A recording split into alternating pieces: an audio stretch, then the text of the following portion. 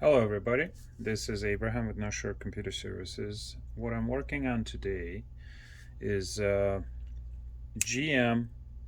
that would be Chevrolet, Pontiac, General Motors, GMC, Cadillac, all those companies, they basically, it's the same cars, they just differ by how they look and the brand names.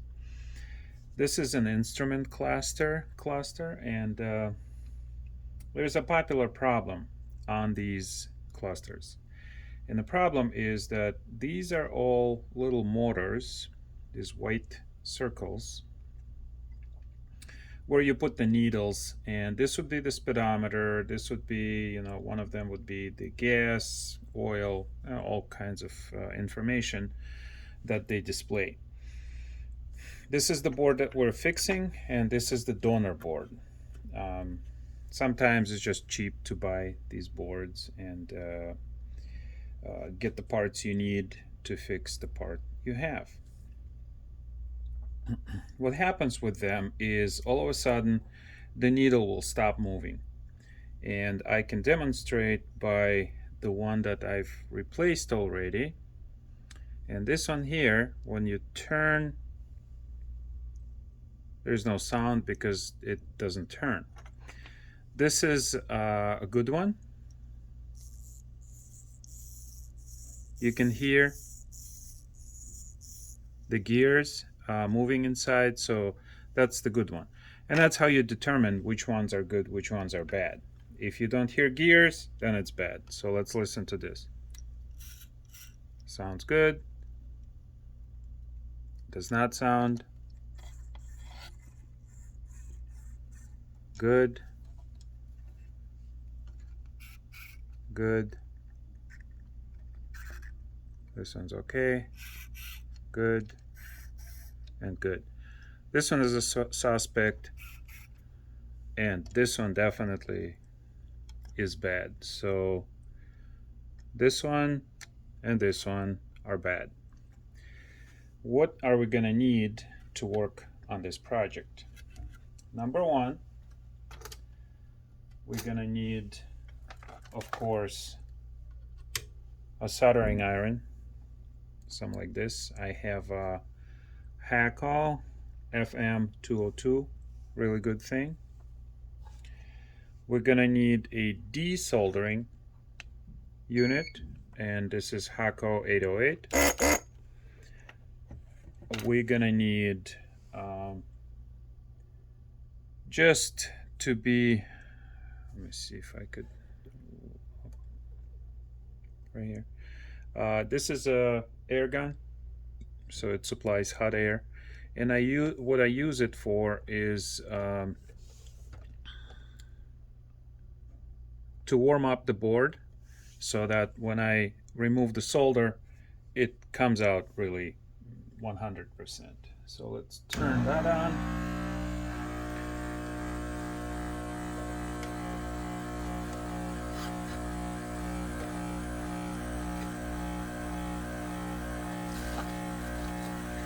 While that's warming, I'll adjust the camera a little bit. Okay, so we're gonna use our desoldering gun and hot air to remove the parts from donor board. So this one is good. So we're gonna warm it up.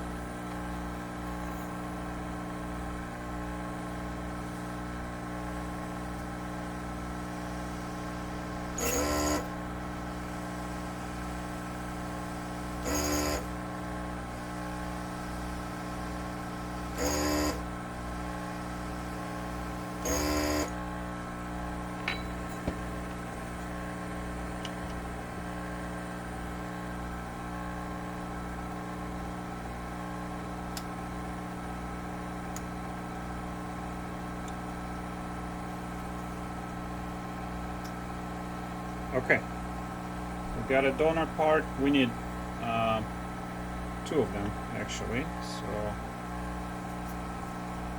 just check, make sure that it works, and we'll get the other one also.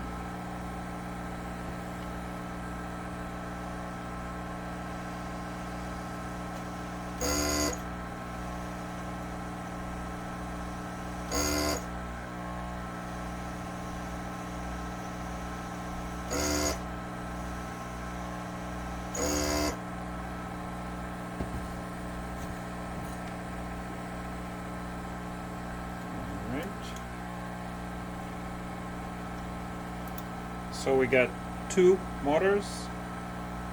We're gonna put away the donor part. Now we're gonna do the same thing with the part that we need. So this is the bad one.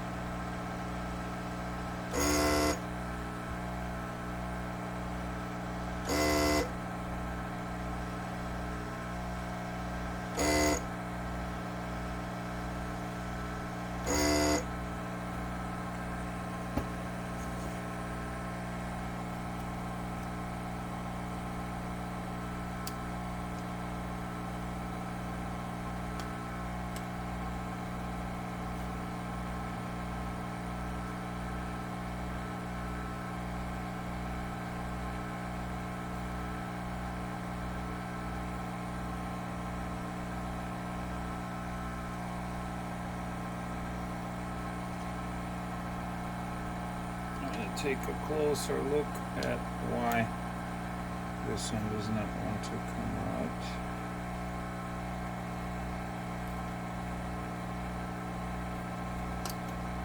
Okay, so here is the bad one. Put it away. You know what? Let's mark bad ones so we don't accidentally put the bad one back in. And the other one is this one here.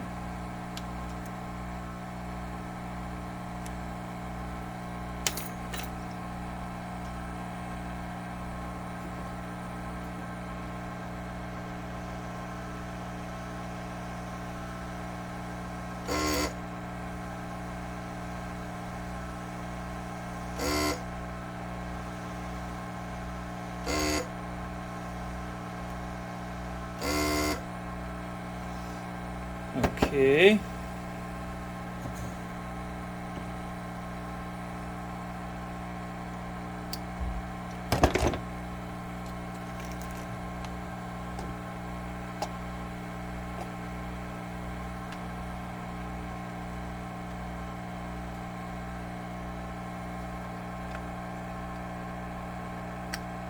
All right, we got the bad ones out.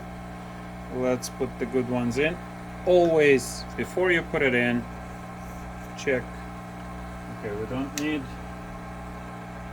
our heat gun anymore. Check to make sure that it works. It's really easy to put back in a bad unit and then suffer the consequences. Gotta straighten out the legs. Now, if you don't straighten out the legs, when you put it in, there is a risk that you will damage the board, meaning that the runners on the board are fragile. So when you put it in, make sure there is no resistance whatsoever when it goes in. Okay? Put this one in there.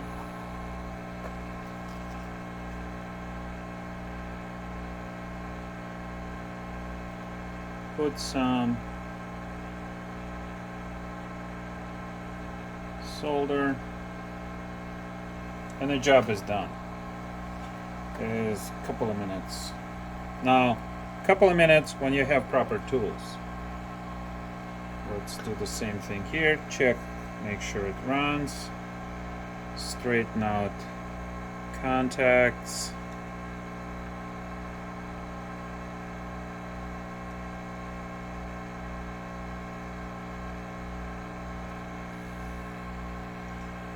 put it back in.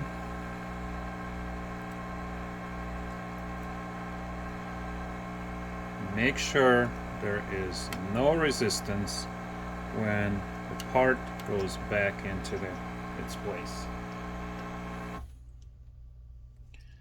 All right.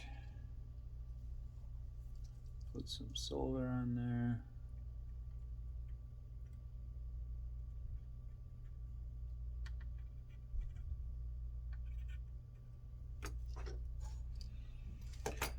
Okay, now I want to show you. Somebody had attempted a repair on this board, and this is what happened. You can see on here that I had to fix the board because the board was damaged when somebody who didn't know what they were doing was trying to pull that part out. So I had to do a lot more work to get this motor in than, as you can see, those other ones, poof, in and out. All right, now next question, why these things fail? And for that, we are going to take the bad unit and we're going to look at it under a microscope.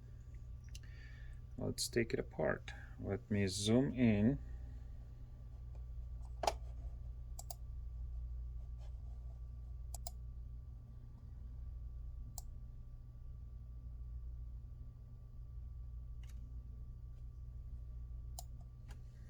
Okay, I'll adjust the camera so you can see.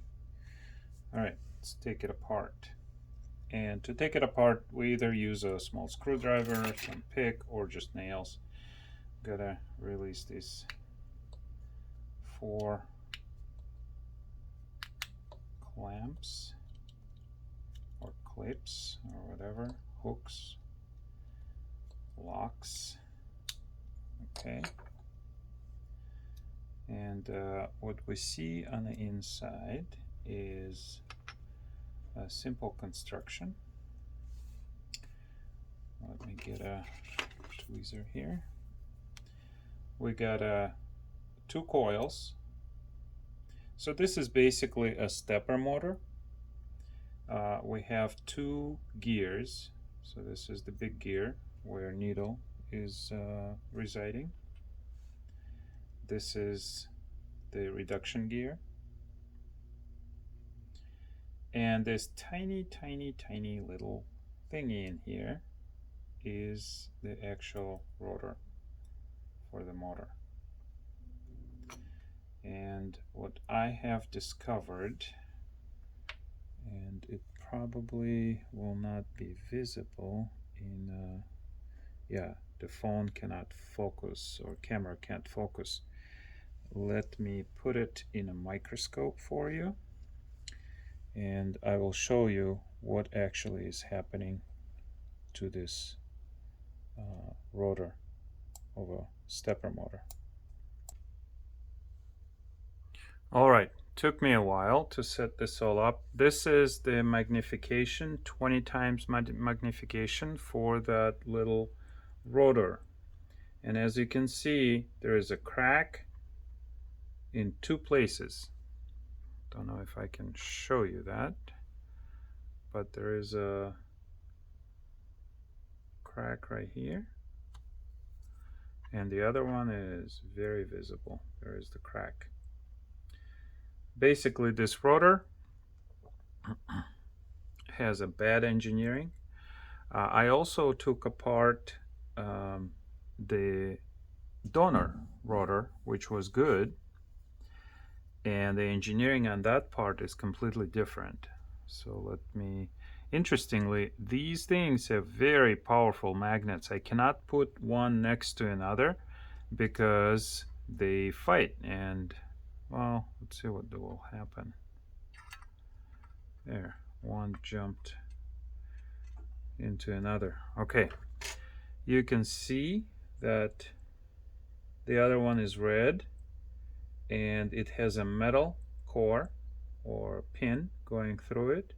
So those shiny things are magnets, and this plastic one, you can see it's bent. That's why it doesn't work. So it's snapped and it is basically junk. This happens because cars are sitting in hot and cold, and temperature variations cause plastic to shatter. Let me show you the actual size on these parts.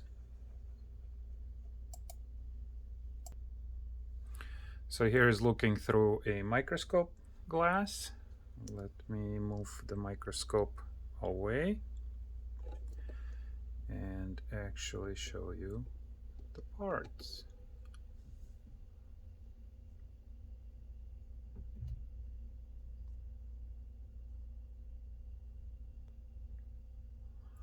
So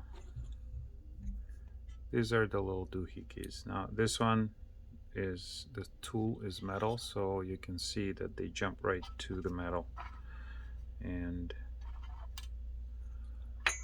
that's what it is.